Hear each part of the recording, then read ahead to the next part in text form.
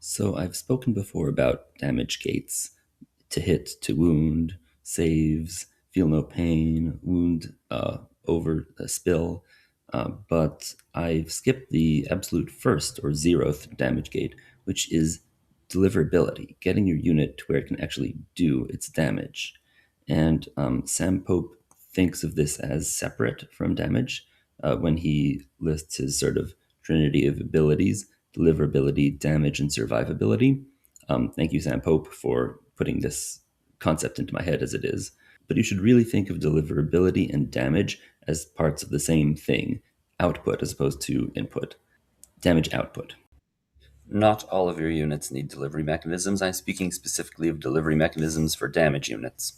In my video on a 1 in 4 players flawed list building, I talked about how his units didn't have deliverability. His stern guard were walking up the table. So let's go over some deliverability methods.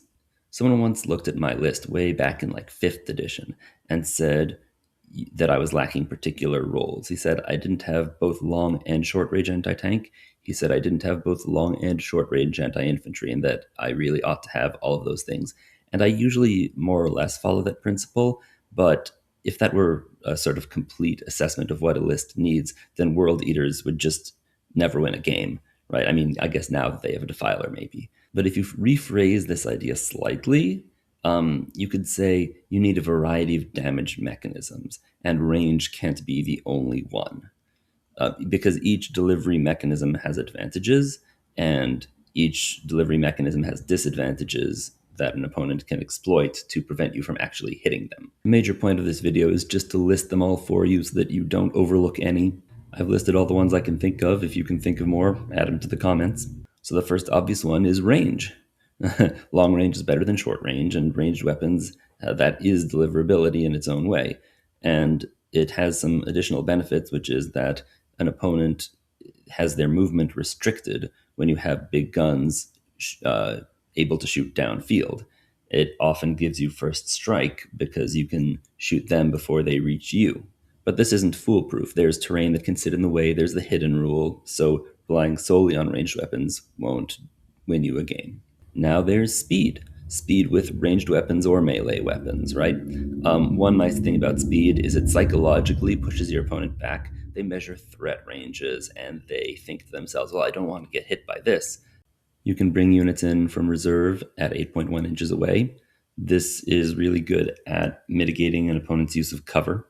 And I'm thinking of this in terms of shooting units, not 9 NGOLO charges, because things like Eradicators or Storm Speeder, Thunder Strikes really benefit from this sort of delivery mechanism. It usually gets around an opponent's use of cover or an opponent's use of line of sight blocking because you can pop in. Then there's the classic rapid ingress with a melee unit. If you do this with a big damage brick, then an opponent is forced to sort of screen forward with a variety of little units. If they don't do that, they're guaranteeing you a first strike on some of their really valuable assets. If you delay arriving for a turn, you can pick off a bunch of their small units that they've moved forward and then drop your big brick in the next turn. What is this vulnerable to? Overwatch. Honestly, melee as a whole is vulnerable to Overwatch. Next up is making them come to you. Mainly this is through scoring. You put a bunch of tough guys on an objective and they really have to come to you. Basically, if you're not taking Purge the Foe, this is a delivery mechanism you pretty much automatically have. And you can make them come to you even harder if your outer shell is resilient. Say Heavy Intercessors, which I haven't actually used, but it's a use for them. My favorite is the Wardens of Ultramar. But you can take anything from my list of resilient units, and it'll be pretty good, probably, at making them commit something serious. Transports provide a variety of benefits as a delivery mechanism. For one thing, they are faster than your foot-slogging infantry generally. And for another thing, when you disembark from them, you get an extra 3 inches of disembark, so you can hide behind something and then get 3 extra inches of movement, as you would know if you play against basically any Chaos faction. And lastly, if an opponent tries to get the drop on you, they have to expose multiple things because at least their first activation will go into the cheap outer shell that you're inside. Now, where it's really at is hitting your opponent with multiple contradictory delivery mechanisms at the same time, where they have to do several contradictory things at the same time. Suppose you have somebody fast, well, they need to hold back. But suppose at the same time you have somebody who is going to rapid ingress. Well, now they need to spread out. But one thing that I've been playing around with is putting 2 units in reserve, one a rapid ingress threat and one a very large shooting threat. That way, an opponent has to decide whether they are going to aim their guns downfield on the sides of the board. If they do, then I don't bring anybody in as rapid ingress, but I come in and shoot them on my turn. And if they don't, then I rapid ingress. And I had particular fun doing this with a transported unit.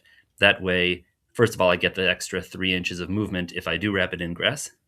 And secondly, if the opponent does decide to bring out big guns to face the rapid ingress threat, they have to bring out serious guns. And then when I don't come out, my regular reserve drop has a lot of very big, juicy targets. So it's not as simple as just make sure each of your units has a delivery mechanism. It's also make sure that your delivery mechanisms sort of help out each other. Now, different delivery mechanisms are going to fail in specific matchups. If you're facing a Land Raider Redeemer, God help you, if your entire army relies on speed and rapid ingress, you are going to get flamed and lose a lot there. If you're facing mono infantry and you're relying on long range, that's a problem. If you're facing an enemy with lots of screens, you need speed. You don't need reserves. Your reserves are going to be boxed out. And of all these, I think the most reliable mechanism is probably speed. So, of course, you pay points cost for fast things like jump pack infantry. So, when you're thinking through building a list, do consider various ways to thwart their damage delivery, whether it's lots of screens or whatnot. And consider, of course, ways that opponents might block your delivery mechanisms. I've played against a number of recon players who are relying on teleport and reserves, and then when I just sort of have enough screens to block them out of half of the board, they're in real trouble scoring. Okay, pop quiz. How is a captain a delivery mechanism? I'll give you 5 seconds. So it provides a free CP which can be used for rapid ingress. During the Middle Republic period, the Roman Republic, before it was an empire, had a sort of battle formation tactic where they would have 3 lines of infantry. The first would be well, it doesn't matter the names. The point is the first 2 were regular infantry, and the third were the veterans who would only go in desperate circumstances when it got really serious. And this actually weirdly carries over into Warhammer. Now, not all armies function in this fashion, but there's still parallels. In the Battle of Zama, both armies had 3 lines, and the army that was forced to commit its third line first lost the battle, partly because its most serious veterans got tired first. So this has parallels, skirmish back and forth, and then if you exhaust their skirmishers before they exhaust yours, they'll have to put their serious people in, and then you get to hit their serious people. I'm not saying this is how all Warhammer games play out. I'm saying it's worth considering. And I think that's quite enough history, philosophy, theorizing for one day.